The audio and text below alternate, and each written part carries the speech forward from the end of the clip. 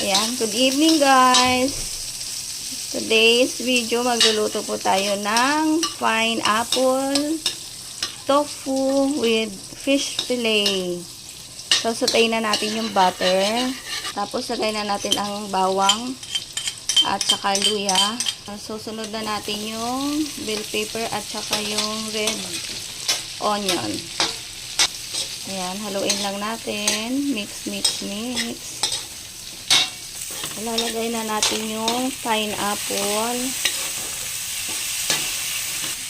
Tapos, sunod na natin yung tofu. And then, yung fish fillet.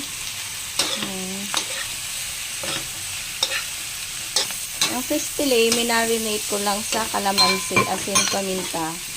Tapos, i-coat nyo lang siya ng flour. Season with oyster sauce, konti lang.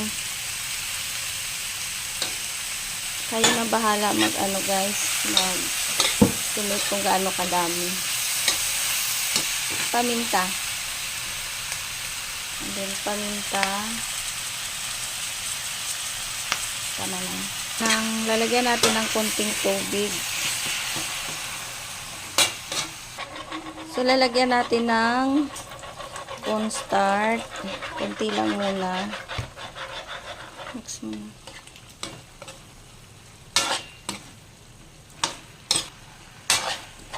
Para maging glossy siya tingnan. Ayan na. Tapos, ilalagay ko na yung spring onion pang last. Ayan, time to taste na. So, i-off na muna natin yung kalan.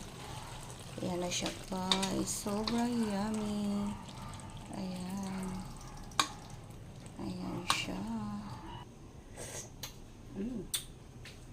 Ay. Guys, itong titikman ko sarsa lang tsaka tofu ha. Kaya ang init, di ko magagat.